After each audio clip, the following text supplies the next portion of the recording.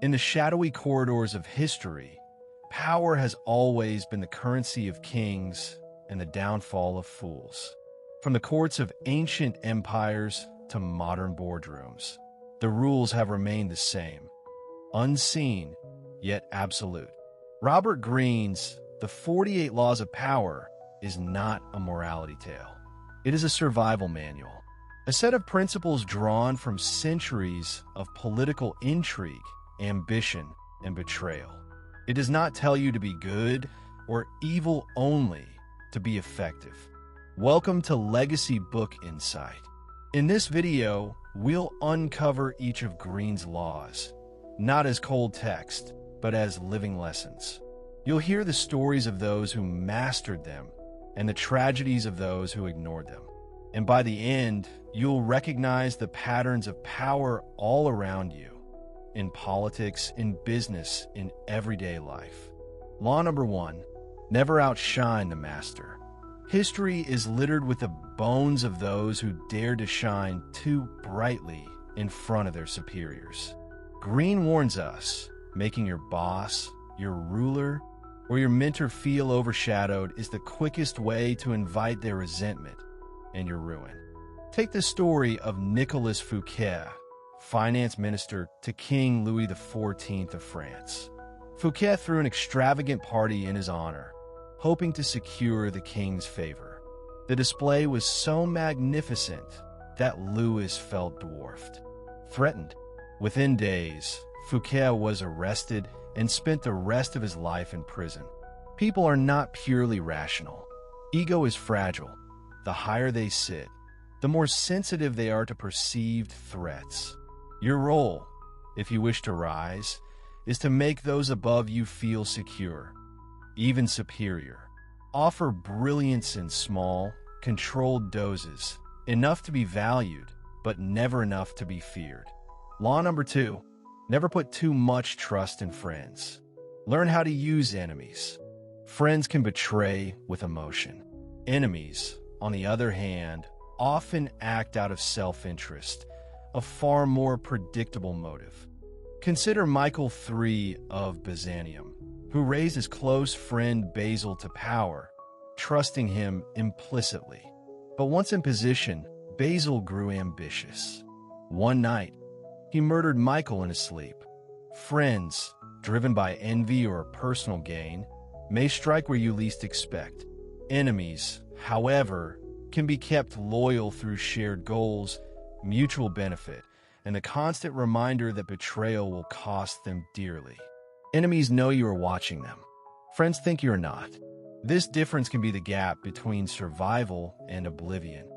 Law number 3, conceal your intentions. To move freely, you must keep others off balance. If they can't guess your purpose, they can't prepare their defense. One of history's masters of this art was Otto von Bismarck. While uniting Germany, he disguised his true aims through feints, misdirection, and false alliances. Rivals thought they understood him, until his plans unfolded, and by then, it was too late. Humans crave certainty. When you feed them false clues, they'll often mislead themselves, distract with decoys, show harmless intentions, or speak in vague terms. Let them relax as you tighten your grip. Law number 4, always say less than necessary. The more you speak, the more you reveal, not just your plans, but your weaknesses. American financier J.P. Morgan was famous for his minimal words. In negotiations, his silence made others uneasy, often leading them to reveal more than they should. Words are arrows. The fewer you shoot, the more value each carries. Silence is a weapon. It forces others to fill the void, sometimes with truths they didn't mean to share. Choose each word as if it were gold, because in power, it is. Law number 5, so much depends on reputation. Guard it with your life. In Renaissance Italy, the Borgia family's rise to power rested on calculated appearances. Every gesture, every alliance, Every word was designed to strengthen the illusion of their invincibility. Even when their influence waned, their reputation lingered, often doing more damage to their enemies than swords could. Reputation is not simply what people think of you. It is the lens through which all your actions are judged. Guard it as you would your most precious asset. Strike quickly at slander. Plant seeds of perception before others define you. And remember, it's easier to maintain a good name than to rebuild a ruined one. Law number 6, court attention at all costs. Invisibility is death. Power thrives in the spotlight. The forgotten are already buried. In the French court, the 18th century socialite Madame de Pompadour maintained her influence over King Louis XV not by fading into the background, but by commanding attention. Extravagant fashion, bold performances, whispered scandals. She ensured that her presence was never ignored and her rivals never comfortable. In a world of noise, you must be the signal. Attract attention through boldness, mystery, or controversy, but never through desperation. Once eyes are on you, direct their gaze where it serves you most. Law number 7, get others to do the work for you, but always take the credit. History favors those who finish the race, not always those who run it. Thomas Edison is remembered as the inventor of the light bulb, yet many of the breakthroughs came from his assistants and competitors. Edison understood that power lay not only in creation, but in claiming the narrative.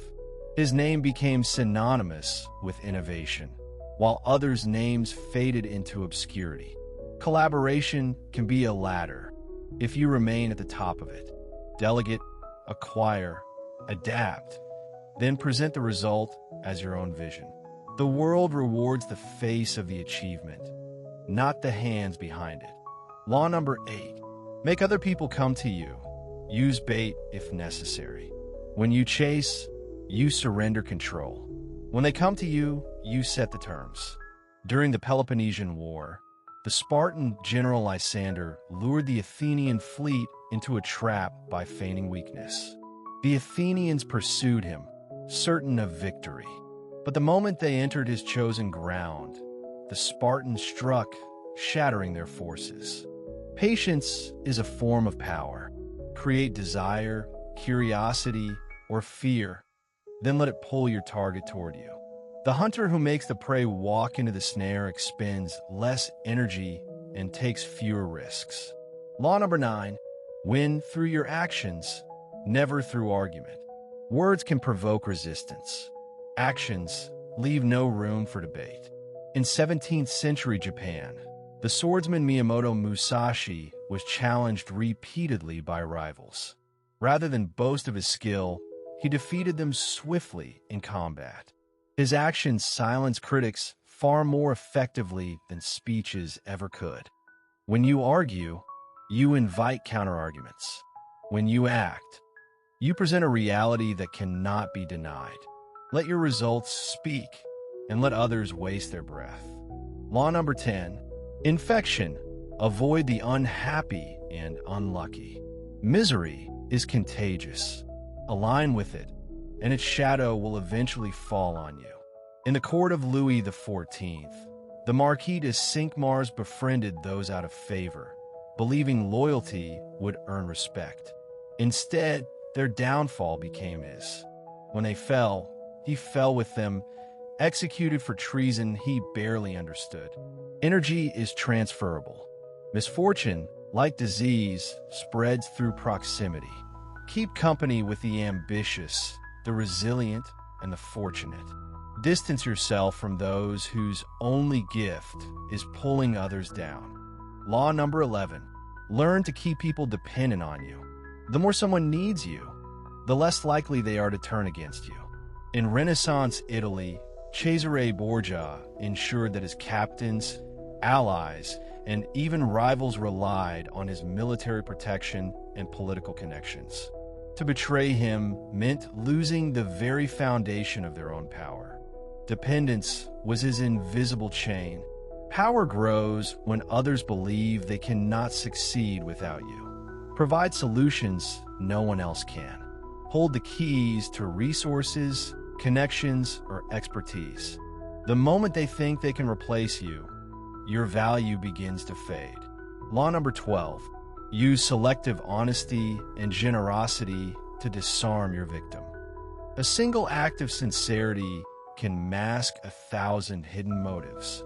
In the 19th century, con artist Victor Lustig sold the Eiffel Tower twice.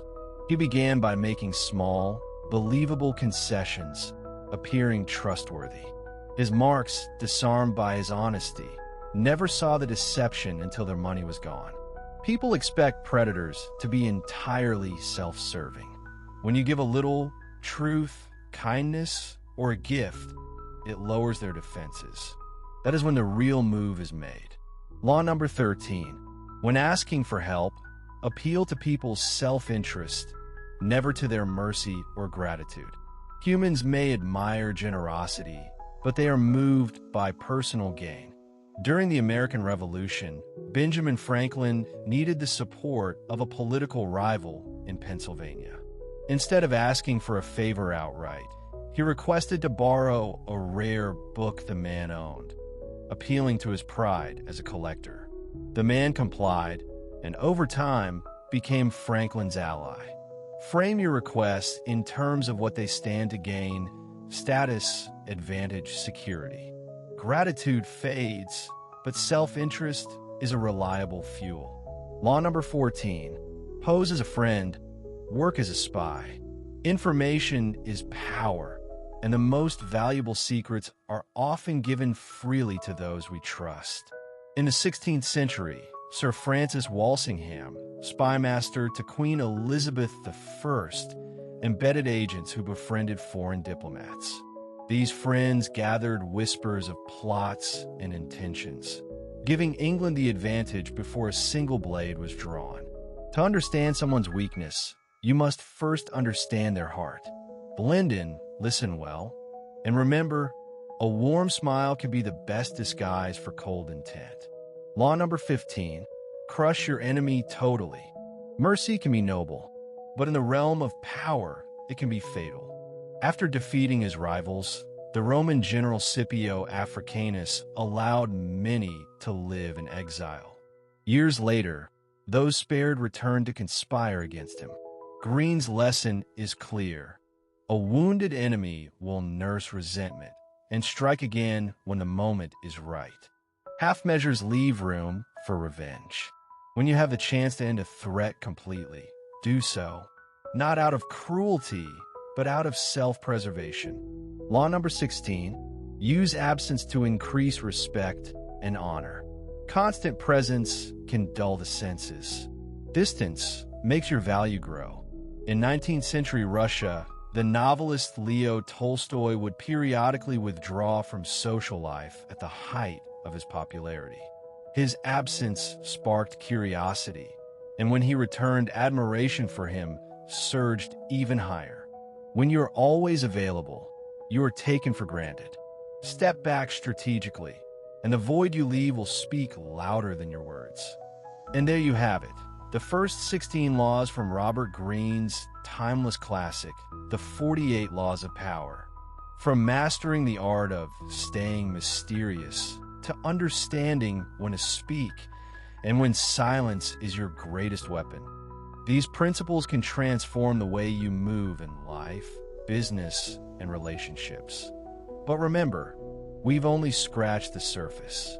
Laws 17 through 32 are packed with even more strategies to navigate influence, avoid manipulation, and rise with power and precision.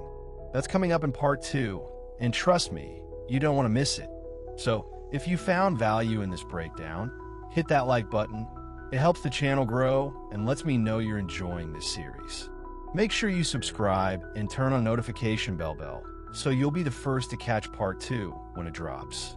Until then, keep learning, keep leveling up, and remember, power is not given, it's crafted.